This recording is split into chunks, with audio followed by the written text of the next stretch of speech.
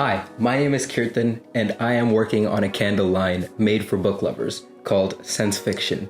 And after a Kickstarter campaign of mine for the first candle scent, I was updating my backers through writing Kickstarter updates and publishing them on Kickstarter itself. But recently, I've kind of had the urge to document my journey through video rather than writing. And I feel that making videos and speaking to a camera would show much more of who I am compared to just writing. And my writing could be better. Let's just say that for sure. So yeah, I am planning on documenting my journey through video updates, through what I'm planning on calling the grind. And even after the Kickstarter campaign, I am still gonna continue documenting my journey like this. So yeah, this first one I'm creating, I'll say the grind episode 1, is just gonna be kind of a test to see how I could really put myself out there. But yeah, I hope it is gonna turn out good. So let's get into it. So for anyone who has backed my Kickstarter, you would know that I've had so many delays in just fulfilling the candles overall with just development and shipping them. About 2 months ago, the candle production was actually complete, and I posted an update on Kickstarter, and all my backers were pretty excited. But more and more problems started showing up as shipping delays started to occur. What essentially happened first is we had to completely change our shipping service because our shipping forwarder, because the first one we tried, on the day we were planning to ship, they kind of backed out on us and said that we can't do candles anymore. And I was like, what the heck? And they didn't give me a proper explanation for that. So a few days later after that, we kind of clutched, for the lack of a better word, another shipping forwarding service with the help of our candle producer. And the candles were set to leave on May 22nd from the port. But on that day itself, like something I didn't even imagine could happen, near the port, even though the candles were inside the boat ready to leave, there was a COVID outbreak a few miles away from it. And I did not even know what was happening, like a COVID outbreak. I thought COVID was ending, but that happened, and the local government around the port kind of stopped all trade happening for the moment. Luckily, the outbreak was a few miles away from the boat that the candles were in, but even though it was far away, the government still put a hold on all boats leaving. So I couldn't actually do anything until the government allowed us to actually let the boat leave with the candles. And that delayed us for 3.5 weeks, which sucked. And then after 3.5 weeks of that incident, we were able to finally get the candles moving again. And now they are on its way here from the port. Even though these were kind of unexpected problems that kind of affected everyone in trade, I realized a lot of this could have been avoided if I decided to produce the candles inside the USA rather than get them made overseas and just design and develop them here. And I understand that it's not really the fault of the production or the shipping itself, because they tried their best to handle with it too, and we did trust them. We actually met at a virtual trade show, and we immediately understood how we could help each other. And even though that happened, I realized that I should bring my next batches of inventory made in the USA, even though costs might be higher, because the fulfillment problems would not really arise as much as if they were made overseas. So that's definitely a lesson learned there. Assuming there are no more delays, oh my, hopefully no more delays, the candles are expected to arrive at my Kickstarter backers' doors around mid-July. Fingers crossed it can be earlier than that, but hopefully it doesn't go later than mid-July.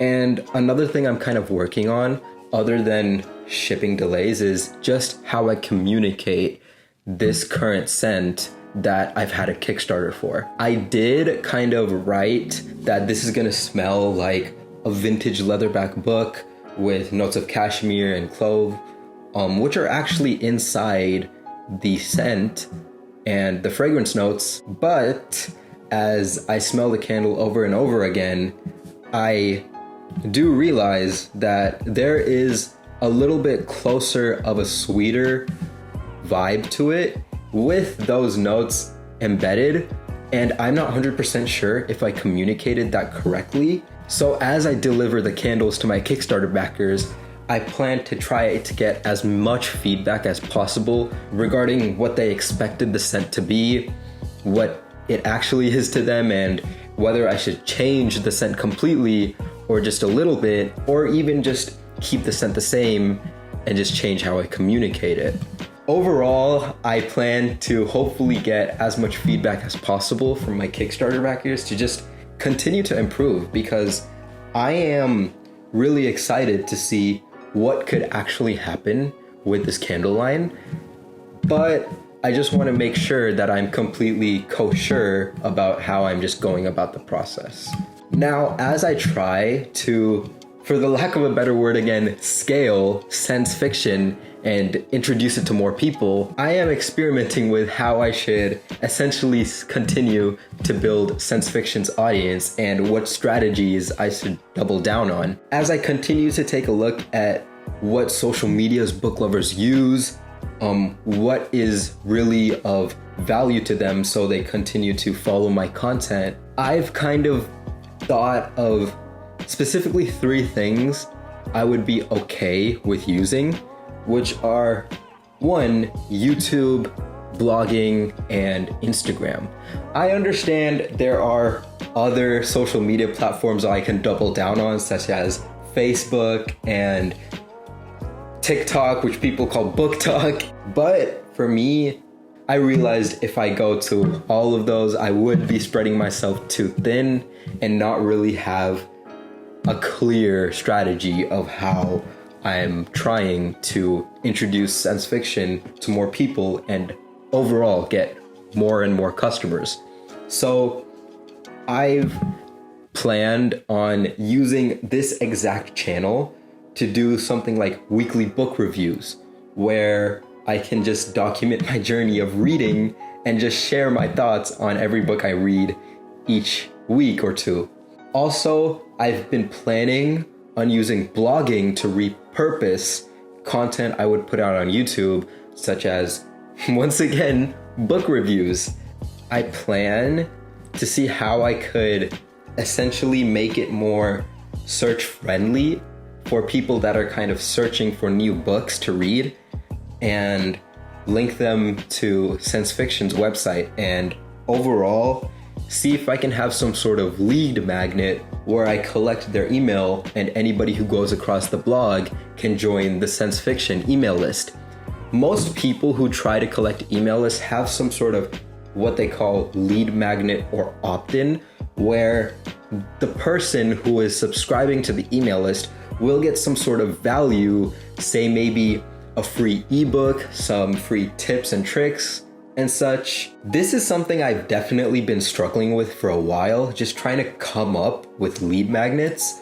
What kind of comes across my head right now is if I can create a weekly book recommendation email list, and where I can just communicate what books are popular right now, what books people should read, maybe even other bookish updates for the email list. I feel like that could be a good way to give value to my audience. I don't really know if I can do something like a free ebook or something. Like, I am not 100% sure about that. Maybe a discount to a bookshop could be pretty cool, but I would have to see how I can partner with other bookshops and see how I could really double down on something like that. So that's something also on my mind. blogging apart from YouTube. And the third I'm planning on using too is Instagram. The one platform I am consistently inconsistent with.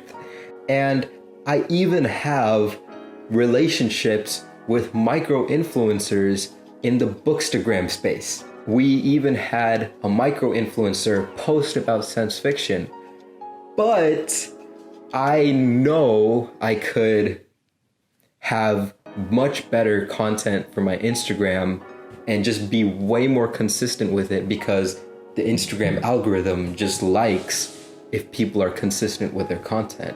So that is definitely something I need to work on.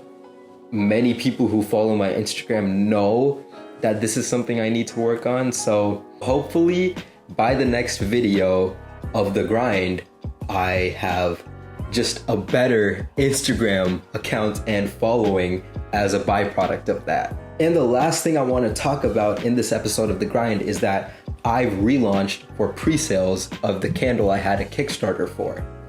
Now, I was really hesitant on doing this because I wanted to just collect a bunch of momentum and do a relaunch on Amazon. Why Amazon? Because I know Amazon is the greatest marketplace for book lovers right now.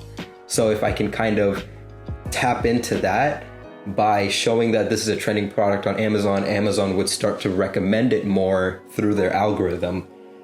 But with all the delays and such, I know that I can't really wait on relaunching with Amazon. So yeah, this is what I'm doing right now. I'm launching for pre-sales again on my own website. And anybody who orders a candle from my website would get it the same time another person who orders from the Kickstarter would too. I wish I could have had my inventory of the candles and launched on Amazon earlier, but it is what it is right now, and I can't delay more traction in sales with science fiction. But hopefully by the time I launch on Amazon, I would have enough momentum to really just go ham on day one and have a stacked deck to just continue to grow from there. So thank you so much for watching the first episode of Science Fiction's Grind and me documenting my journey more. And as the business continues to grow, I hope to just be more transparent and continue to keep you, the viewer, locked into my journey too, and you excited as well. So I don't know how to close out a YouTube video. I'll just say like, subscribe, comment, share. I don't know what I'm doing, but yeah, that's the video. Thank you so much for watching once again.